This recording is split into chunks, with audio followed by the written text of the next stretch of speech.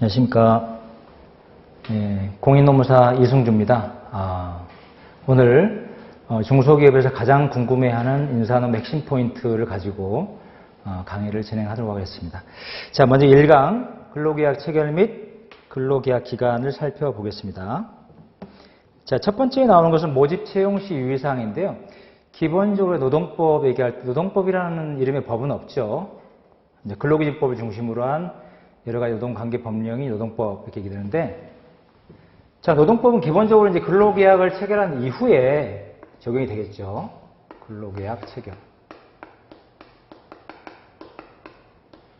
자, 근로계약을 체결한 이후에 노동법이 적용되는 것이 원칙인데, 자, 이 전에도 몇 가지 또 적용되는 법이 있습니다. 그래서 이제 한 3가지 정도 되는데요. 살펴보도록 하겠습니다. 첫 번째, 자, 모집 채용 단계에서 합리적 이유 없이 연령이나 성별에 따른 차별을 할 수 없다. 이랬죠? 자, 이건 잘 보셔야 되는데, 이게 이제 처음에 입사 지원 단계부터 특정 연령이나 성별을 제한해서는 안 된다. 이런 얘기입니다. 그 회사가 원하는 연령이나 성별을 채용할 수는 있겠죠. 근데 이제 처음에 입사 지원 단계부터 특정 연령이나 성별이 아니면 입사 지원을 할 수 없다. 이렇게 봉쇄하는 것이 안 된다는 것이죠. 자, 이걸 어기게 되면 500만 원 이하의 벌금 이렇게 되어 있죠. 자, 노동법은 여러분 보시면 아시겠지만 거의 대부분이 형사처벌 조항이 있죠. 기본적 구조가 형사처벌을 통해서 간접적으로 노동법의 이행을 이제 강제를 한다. 이렇게 보시면 되는데요. 자, 벌금은 이제 금액에 다가를 떠나서 사형, 징역 다음에 있는 것이 벌금이죠. 그래서 벌금만 맞더라도 벌금액이 뭐 많고 적고 관계없이 사업주가 전과자가 되는 문제가 있습니다. 그래서 노동법은 하여튼 그 유의를 하셔야 되는 내용들이 대부분이라고 보시면 될 것 같은데, 자, 합리적인 이유가 없이는 연령 성별에 따른 모집 채용상에 차별할 수 없다. 이렇게 되어 있기 때문에 우리가 이제 합리적인 이유가 있다. 뭐 굳이 따지고 들어가면 따질 수 있겠지만 어떤 일이 특정 연령이나 특정 성별만 할 수 있는 일이다. 사실 입증이 쉽지가 않겠죠. 그래서 이제 가급적이면 우리가 구인 공고를 낸다든지 할 때 연령이나 성별과는 무관이라든지 또는 제한 없음 이렇게 표기를 하시는 게 맞다. 이렇게 말씀드립니다. 자, 두 번째로는 이제 거짓 구인 광고가 금지된다. 뭐 당연한 얘기죠.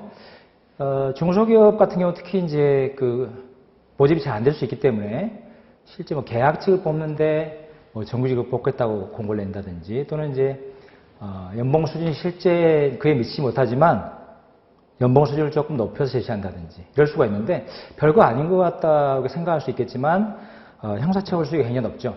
5년 이하의 징역 또는 5천만 원 이하의 벌금 이렇게 되어 있습니다. 그래서 형사처벌 수위가 굉장히 높기 때문에 이거 별거 아닐 거라고 생각하고 이렇게 좀 약간 부풀려서 공고를 냈다가는 굉장히 곤란한 문제가 생길 수 있다. 그래서 맨 밑에 나와 있듯이 구인자가 제시한 직종, 그 다음에 고용 형태, 근로조건 등이 사실과 다르지 않도록 각별히 유의할 필요가 있다. 이렇게 말씀드리고요.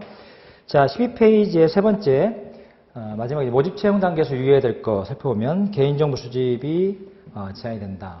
개인정보는 그 12페이지 안에 표에 나와 있듯이 고유식별정보와 민감정보 이렇게 나올 수 있는데요. 고유식별정보는 주민번호가 될 것이고 민감정보는 말 그대로 민감한 것들이죠. 뭐 건강이라든지 뭐 종교라든지 정치적 견해, 그 다음에 뭐 범죄 정보라든지 이런 것들, 신용 정보라든지 이런 것들이 되겠죠.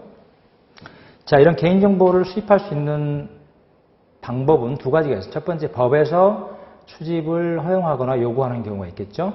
자, 두 번째로는 이제 법에 근거가 없다 하더라도 본인의 동의를 얻은 경우도 수집이 가능합니다. 근데 여기서 유의해야 될 것은, 자, 법에 근거가 없다 하더라도 본인 동의가 있으면 수집이 가능하다 그랬죠. 근데 여기서 이제 고유식별 정보 중에서 주민번호만큼은 아무리 본인 동의가 있다 하더라도 법에 근거가 있지 않으면 수집할 수가 없다. 이걸 유의하셔야 됩니다. 자, 이렇게 모집 채용 단계에서 주민번호를 수집할 수 있도록 허용하고 있는 법은 없습니다. 그러니까 결론적으로 이 입사 지원 단계에서는 주민번호를 일체 수집할 수가 없다. 본인 동의가 있다 하더라도 수집이 안 된다는 얘기죠. 제가 사례를 보면 간혹 이렇게 입사 지원 단계에서 주민번호뿐만 아니라 심지어는 주민등록 등본을 요구하는 회사를 봤는데 굉장히 큰 문제가 될 수 있죠. 이것도 마찬가지로 위반하게 되면 5년 이하의 징역 또는 5천만 원의 벌금 이렇게 처해집니다. 그러니까 유의를 하셔야 됩니다. 다시 말씀드리면 이 모집 채용 단계에서는 합리적 이유 없이 연령이나 성별을 차별할 수 없다. 두 번째, 거짓 구인 광고가 금지된다. 세 번째, 이 개인정보는 법령에 근거해서 법령에 수집할 수 있는 어떤 그 근거에 따라서만 수집이 가능하다 이렇게 보시면 될 것 같고, 주민번호만큼은 본인 동의가 아무리 있다 하더라도 모집 채용 단계에서 수집할 수 없다 이렇게 보시면 되겠습니다. 자, 10페이지 2번에 근로계약 체결 중요한 내용이죠. 자, 근로계약 체결 단계에서는 이제 근로계약서 서면 교부 의무 이게 중요한데요. 과거에는 뭐 명시 의무라고 되어 있습니다. 명시는 보여주고 설명하고 그럼 끝이었죠. 근데 지금은 그렇게 명시만 되는 게 아니라 두 부를 써서 한 부를 꼭 교부를 하라 이렇게 되어 있습니다. 이것도 마찬가지로 13페이지에 가운데 정도에 보게 되면 위반하게 되면 500만 원의 벌금에 처해집니다. 실제 13페이지에 그 안에 있는 사례도 나와 있죠. 서울에 있는 모 병원장의 사례인데 두 가지가 문제가 있습니다. 첫 번째, 휴게시간 미부여. 두 번째, 근로조건 불명시. 여기 이제 근로조건 불명시는 지금 바뀐 법에 따르면 이제 근로계약서를 교부하지 않은 것 이렇게 이해하시면 되겠죠. 자, 그래서 이제 몇 가지 포인트가 있는데, 자, 근로계약서를 교부를 하라라고 하니까, 그 뭐 인터넷 같은 데서 이렇게 그냥 대충 근로계약서 다운받아서 교부하면 되겠네 이렇게 생각하시면 또 안 되죠. 법에서는 근로계약서에 꼭 들어가야 될 필수 기재사항을 이제 요구를 하고 있는데요. 5가지가 있습니다. 첫 번째 임금, 두 번째 소정근로시간, 그다음에 세 번째 주휴일, 네 번째 연차휴가, 다섯 번째 취업 장소와 종사 업무 이렇게 돼 있죠. 자, 각각의 항목 중 하나만 누락돼도 벌금에 처해질 수 있습니다. 그래서 유의를 하셔야 되는데 13페이지에 7번째 줄로 내려오면 자, 임금은 다시 구성 항목 계산 방법, 지급 방법으로 나눠서 또 기재가 되어 있어야 된다. 이렇게 되어 있죠. 다시 정리하면 필수 기재사항이 5개인데 첫 번째 필수 기재사항인 임금은 다시 구성 항목 계산 방법, 지급 방법으로 나눠서 기재가 되어 있어야 한다. 이렇게 보시면 되고요. 자, 13페이지 중간쯤 보게 되면 이 근로계약서는 3년간 보존하도록 되어 있죠. 이것도 어기게 되면 과태료 처분이 내려지는데 여기서 3년은 입사일부터가 아니라 근로자가 퇴직한 날부터 해서 3년 이렇게 보시면 됩니다. 우리가 보통 뭐 그 뒤에 이제 사용증명서를 교부하게 되니 그것도 마찬가지 3년 이내에 사용증명서 요구를 할 수가 있고 그다음 임금체불 같은 그 진정을 할 때도 소멸시효가 3년이기 때문에 근로자가 퇴직한 이후에도 3년 이내는 언제든지 분쟁이 생길 수가 있습니다. 그래서 그런 분쟁 발생에 대비해서 3년간 퇴직일로 3년간 보존해야 된다 이렇게 되어 있고요. 그 다음에 중요한 것이 그 밑에 판례 위에 보게 되면 자, 근로계약서를 이렇게 교부하지 않으면 벌금을 받을 수가 있다. 그렇죠? 그래서 회사가 이제 근로계약서 교부를 했는데 분쟁이 생길 수가 있습니다. 회사는 분명히 교부를 했는데 근로자는 나중에 못 받았다. 이럴 수가 있습니다. 뭐 오래돼서 기억이 안 날 수도 있고 또는 이 입증 책임이 줬다는 입증 책임이 사용자한테 있기 때문에 근로자는 어차피 뭐 밑지가 건져요 솔직히. 그래서 그냥 한번 못 받았다 이렇게 분명히 받았음에도 불구하고 못 받았다 이렇게 할 수 있습니다. 사실 이제 근로계약서 교부와 관련된 분쟁이 생길 수가 있고 줬다는 입증을 회사가 하지 못하면 이렇게 벌금을 받을 수가 있기 때문에 분쟁 발생에 대비해서 근로자가 근로계약서 한 부를 수행했다는 것, 교부를 받았다는 확인을 받아두신 게 꼭 필요하다 이런 겁니다. 그래서 방법을 말씀드리면 제일 바람직한 방법은 근로계약서는 2부를 작성하죠. 그래서 한 부. 회사 보관용 말미에 근로자 자필로 기재하게끔 하는 게 제일 좋죠. 그래서 근로자가 근로계약서 한 부를 수령함 이렇게 자필로 기재하게끔 하고 자 그것을 한 부를 보관하시면 되겠다 이렇게 말씀을 드립니다. 자 14페이지에 그 알바생한테도 근로계약서를 교부해야 됩니까? 이게 비정규직이죠. 비정규직도 당연히 근로계약서 교부 의무가 이제 부과가 되고요.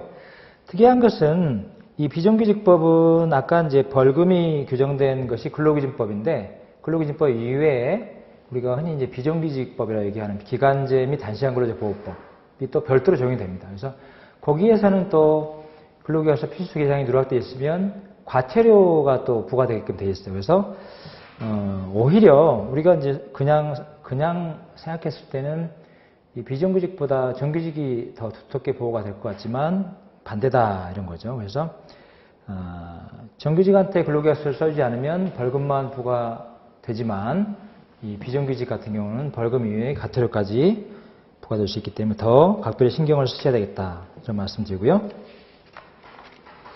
자, 15페이지에 개인 이메일로 근로조건을 통보했을 때 이거를 근로계약서 교부 의무를 다한 걸로 볼 수 있느냐 이런 질문인데요. 이거는 아니다가 답입니다.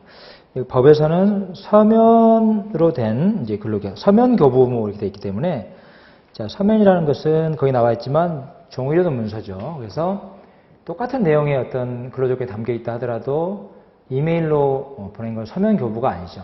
그래서 이메일로 동일한 내용의 근로조건을 통보했다 하더라도 서면 교부 의무를 이행한 걸로 보지 않기 때문에 유의하실 필요가 있습니다. 그 다음 15페이지 맨 밑에 질문. 자, 채용을 확정짓고 입사일만 통보한 경우라면 회사가 일방적으로 채용 취소를 할 수 있느냐. 제가 뭐 기존에 사건도 해봤고 얼마 전에 또 이 상담도 받아봤는데 이런 거죠. 자, 전임자가 나가겠다고 해서 후임자를 뽑습니다. 그래서 인수인계도 시키고 뭐 아니면 뭐 이제 후임자한테 뭐 언제부터 출근하라 이렇게 이제 통보를 하는데 자, 이게 이제 문제가 생기는 것이 전임자가 그 사이에 마음이 바뀌는 경우가 있습니다. 그래서 이제 사직의 의사표시는 뒤에 그 교재 125페이지 보게 되면 회사가 수리해서 회사가 사직원이 수리했다 통보하기 전까지는 이 본인이 철회를 할 수가 있습니다. 125페이지의 맨 밑에 지문이 나와 있는데요. 그러면 사직 의사표시 하지 않은 걸로 되죠. 그럼 내보낼 수가 없죠. 자, 그리고 이제 후임자는 여기 나와 있듯이 입사일이 지정 통보했다고 하게 되면 그날 이후에 실제 근로 제공을 했건 안 했건 관계없이 그날부터 채용된 걸로 봅니다. 그래서 채용된 근로자에 대해서 없었던 걸로 하자. 이건 또 해고가 되죠. 그래서 부당해고 문제 생긴다. 그래서 전임자는 못 나가겠다고 하고 후임자는 출근을 시켜야 되고 이런 상황이 생깁니다. 그래서 곤란 문제가 생길 수 있기 때문에 하여튼 후임자를 뽑아서 입사일까지 지정에 통보할 때에는 그 전에는 그 전까지 최소한 전임자의 어떤 거치 문제가 명확하게 정리가 돼야 되겠죠. 그래서 번복한다 하게 되면 후임자한테 양해를 구해야 될 것이고 그렇습니다. 하여튼 입사일을 지정에 통보할 때까지는 그 전에는 반드시 전임자 문제가 해결이 되어 있어야 한다 이런 말씀이고요. 그 다음 16페이지의 근로계약 기간 봅니다. 근로계약 기간은 법에서 특별하게 제한을 두고 있지 않습니다. 그래서 자유롭게 정할 수가 있다. 뭐 1년, 2년, 3년, 5년, 10년, 20년 뭐 다 가능합니다. 무기계약직, 정년까지 일하는 무기계약직도 가능하고 뭐 1년 미만도 가능하죠. 3개월, 6개월, 1년, 2년 다 가능하다라는 얘기죠. 특별하게 법에서 근로계약 기간을 얼마 이내로 제한하고 있는 것은 없다 이런 겁니다. 자, 두 번째 질문 보게 되면 기간의 정함이 없는 근로자, 우리가 흔히 얘기하는 정규직이죠. 정규직과 계약직의 차이는 무엇인가요? 돼 있는데 자, 이 기간의 정함 없는 근로자, 정규직은 정년까지 고용할 의무를 부담하는 근로자죠. 그래서 그 사이에는 이따가도 배우겠지만 정당한 이유 없이 함부로 해고를 할 수가 없습니다. 근데 특히 우리나라에서는 이 해고의 정당한 이유가 인정받기 굉장히 좀 어렵죠. 그래서 고용이 굉장히 경직되는 문제가 생깁니다. 그러니까 회사가 어려워서 직원을 좀 내보내고 싶어도 전부 다 정규직이다. 굉장히 어려운 문제 생기죠. 뭐 정리해고라든지 이런 법에서 정한 굉장히 좀 복잡한 또 어려운 요건을 충족을 시켜야지만이 내보낼 수가 있습니다. 그래서 이제 기간에 정함 없는 근로자는 고용이 경직되어 있다. 반면에 계약직 근로자는 계약 기간이 정해져 있죠. 그래서 계약 기간만 끝나면 사유를 묻지 않고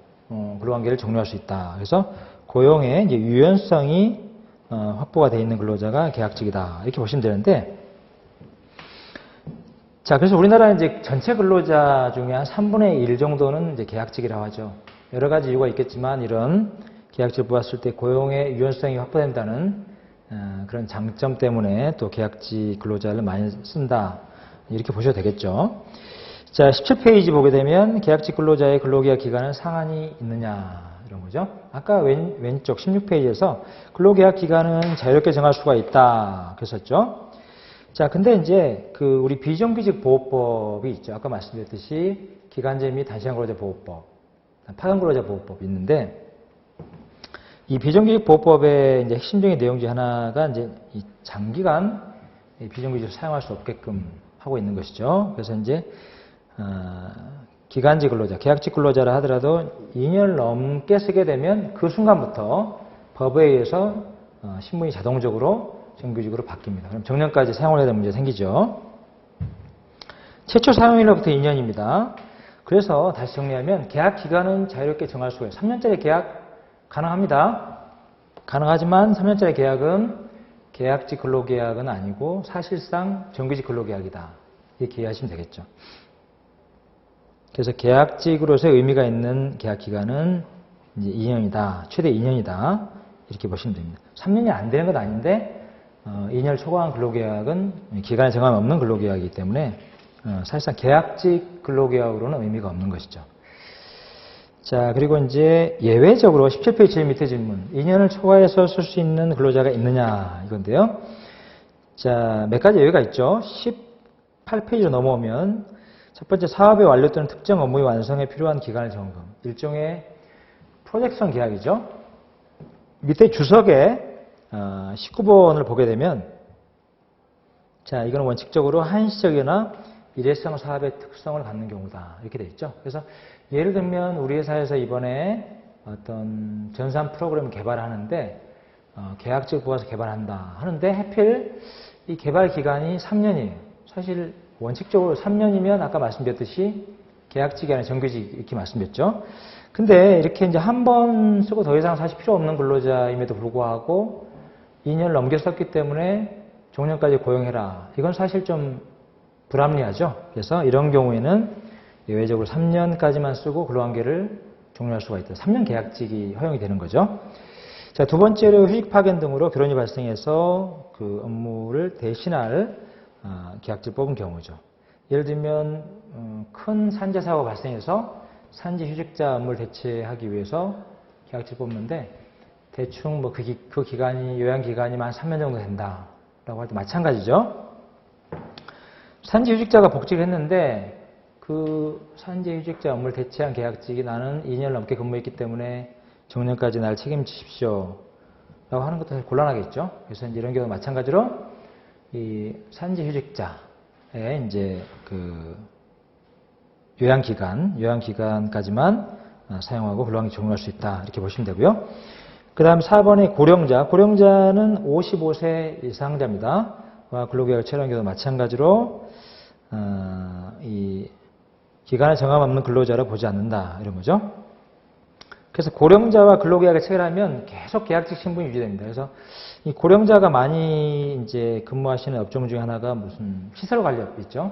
뭐 경비업이라든지 청소업이라든지 이런 경우는 대개 1년 단위로 이제 계약을 많이 갱신하는데요. 그러면 일반적으로는 1년짜리 계약을 한 번 하고 두 번까지 가능하지만 세 번째 계약을 체결하는 순간 정규직으로 신분이 바뀐다 그랬죠. 그렇지만 이렇게 이제 예외인 고령자와 근로계약을 체결했다 할 경우에는 계속해서 계약직 신분이 유지가 된다.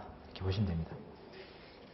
자, 19페이지 첫 번째 질문. 아까 이렇게 예외 사유에 해당되지 않는데 근로자를 2년을 초과해 사용하게 되면 정규직, 기간에 정함이 없는 근로자로 법에 의해서 자동적으로 간주가 됩니다.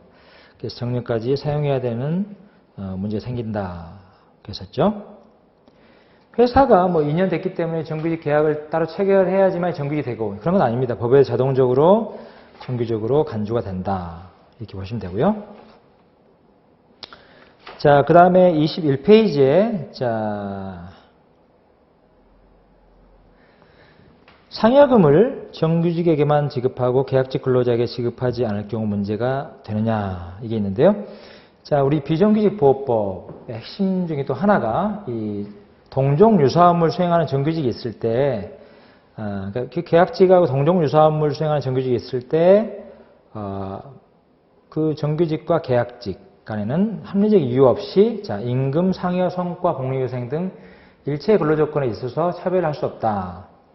자, 이런 게 있습니다. 두 번째 핵심적인 내용입니다. 아까 장기간 사용 금지된다. 2년 초과에 사용할 수 없다. 첫 번째 제한이고 두 번째로는 동종 유사업무를 수행하는 정규직이 있을 때 그 근로자에 비해서 임금 상해, 성과, 복리후생 등 기타 일체 근로조건에 있어서 불합리한 차별이 금지된다. 이렇게 됐습니다. 그래서 예를 들면 똑같은 업무를 수행하는 정규직 1년차와 계약직 1년차가 있을 때 정규직 1년차는 상여금을 지급하고 계약직 1년차 상여금을 지급하지 않고 이거는 합리적 이유가 있다고 볼 수가 없죠. 그래서 문제가 될 수 있습니다.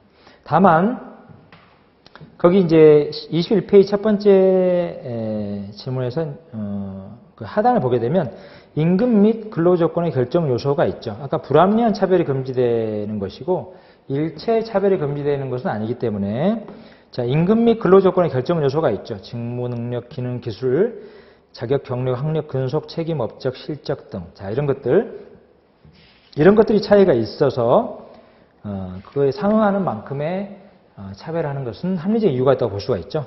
이런 경우는 예외적으로 인정이 된다. 이렇게 보시면 되겠습니다. 그 다음에 자, 이번 시간 마지막으로 22페이지에 맨 밑에 질문. 자, 여기서 출산휴가 기간으로 되어 있는데, 자, 출산휴가를 들어갔거나, 육아휴직에 들어갔거나, 또는 산재휴직에 들어갔거나 할 경우에, 자, 그 계약직을 뽑았는데, 그런 경우가 생길 수 있죠. 자, 보시면, 지금 이따 배우겠지만, 자, 1년짜리 예를 들면 계약직을 뽑았는데, 지금은 6개월만 재직을 하게 되면 육아휴직에 들어갈 수가 있습니다. 자, 그러면, 예를 들면 1년짜리 계약직을 뽑았는데, 이 6개월 만에 이 근로자가 육아휴직에 들어간다. 자, 육아휴직 1년을 사용하는 거예요. 자, 이 경우에 회사는 근로계약 기간이 끝났는데 아직 육아휴직 중이에요. 자, 이런 경우에 육아휴직이 끝날 때까지 기다려줘야 되느냐? 그건 아니라는 것이죠. 일단 계속해서 말씀드리겠지만 계약직의 근로계약 기간 만료는 자동 종료 사유입니다. 그래서 특별한 의사표시 없어도 계약 기간이 끝나면 자동적으로 근로관계가 종료되는데요. 하여튼 예외가 없다. 그래서 이렇게 계약직 근로자가 뭐 출산휴가에 들어가거나 육아휴직에 들어가거나 또는 산재휴직에 들어갔다 하더라도 계약 기간이 끝나면, 근로계약 기간이 끝나면 회사는 근로관계를 종료할 수 있다. 이렇게 보시면 되겠습니다.